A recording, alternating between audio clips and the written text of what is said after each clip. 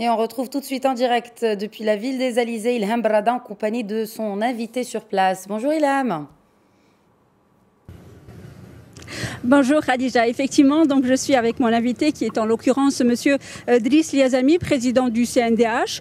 Pourquoi Driss Liazami et en l'occurrence le CNDH? Parce que justement le Conseil national des droits de l'homme est un partenaire depuis plusieurs années du festival et ils ont organisé aujourd'hui la septième édition de ce forum qui s'est tenu sous le thème l'impératif de l'égalité. Monsieur Driss Liazami, pardon, bonjour. Bonjour et merci de votre invitation. Alors, monsieur Liazami, l'impératif de l'égalité, justement, on vient de voir un reportage avec Asma Hamzaoui et Fatoumata Diawara.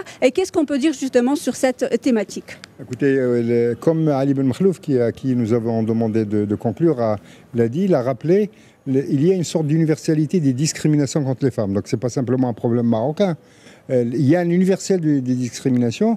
Au Maroc, nous avons fait des avancées incontestables qui ont été, disons, consacrées d'une certaine manière par la Constitution de 2011, qui a inscrit dans le préambule le principe de non-discrimination, qui a aussi, dans l'article 19, fait de l'égalité et de la parité des objectifs constitutionnels.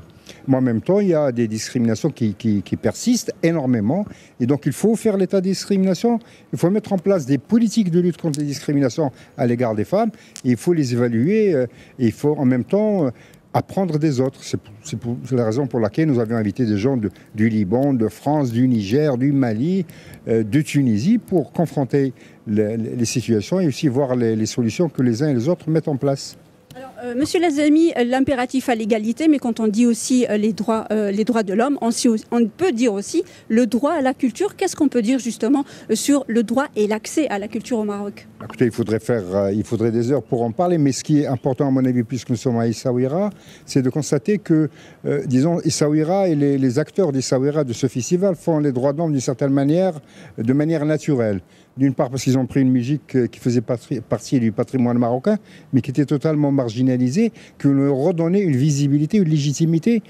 Aujourd'hui, on ne peut plus parler de la culture au Maroc sans parler des Gnawa, qui l'ont mise au niveau international, qui ont fait de la culture un levier de développement de la ville, localement. Et aussi qui ont fait du public du festival un public qui rassemble les générations, les nationalités, les couches sociales au Maroc.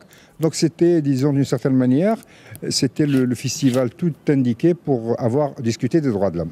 Monsieur Liazami, je rappelle que vous êtes le président du Conseil national des droits de l'homme. Merci beaucoup. Vous étiez avec nous en direct de Essaouira qui accueille la 21e édition du festival de Gnawa, Musique du Monde.